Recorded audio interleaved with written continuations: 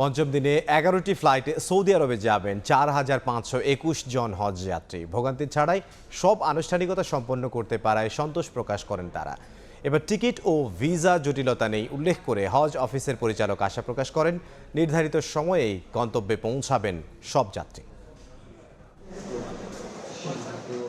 আনুষ্ঠানিকতা শেষ হলেই রওনা হবেন কাঙ্ক্ষিত গন্তব্যের উদ্দেশ্যে। আশা মিলবে মহান স্রষ্টার নৈকট্য ও সন্তুষ্টি লাভের সুযোগ। বুধবার রাত 12টার পর থেকেই শুরু হয় হজ ফ্লাইট। 11টি ফ্লাইটে ঢাকা ছাড়বেন যাত্রীরা। ভোগান্তিবিহীন যাত্রায় সন্তোষ প্রকাশ করেন তারা। জীবনে প্রথম হজের উদ্দেশ্যে রওনা দিয়েছি। শুরু থেকে যে কার্যক্রম সবগুলি আল্লাহ তাআলা সবকিছু সহজ করে দিয়েছে। সব সার্ভিসগুলো আলহামদুলিল্লাহ আমাদের ভালো লাগছে। আলহামদুলিল্লাহ আমরা খুব সুন্দরভাবে যাত্রা শুরু করতেছি। প্রত্যেক মুসলমানের জন্য ইনশাআল্লাহ দোয়া করব, আল্লাহ যেন বাংলাদেশের শান্তিতে রাখে এবং প্রত্যেকে যেন হজ করার তৌফিক দেয় আল্লাহ। সৌদি আরব থেকে দেশে যোগাযোগের জন্য সহজ রোমিং ব্যবস্থা করেছে বিভিন্ন কোম্পানি। বিষয়টিকে স্বাগত জানান হজ যাত্রীরা। প্রত্যেকটা কোম্পানি রোমিং সুবিধা দিচ্ছে। আমিও একটা কোম্পানি থেকে রোমিং সুবিধা নিয়েছি।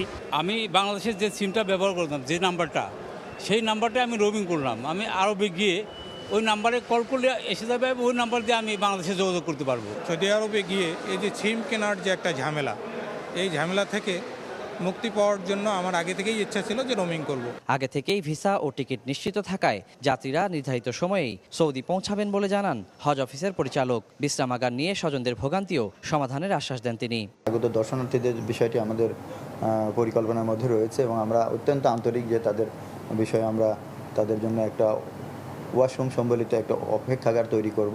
নিবন্ধিত সকল হজ যাত্রীর ভিসা নির্ধারিত সময়ের মধ্যে সম্পন্ন হয়ে গেছে এবং সকল হজ যাত্রীর বিমান টিকিট কনফার্ম করা হয়েছে। এবারের হজ যাত্রা চলবে 21 মে পর্যন্ত। ফিরতি ফ্লাইট শুরু হবে 30 মে। ওয়ালিউল সাকিব, সময় সংবাদ, ঢাকা। গ্রামীণ ফোন রোমিং মানে বিদেশেও আমাদের একই নম্বর পাবে। মোবাইল ব্যালেন্স দিয়ে রোমিং চালু করে হজ সফরে কানেক্টেড থাকুন গ্রামীণ ফোন নম্বরে।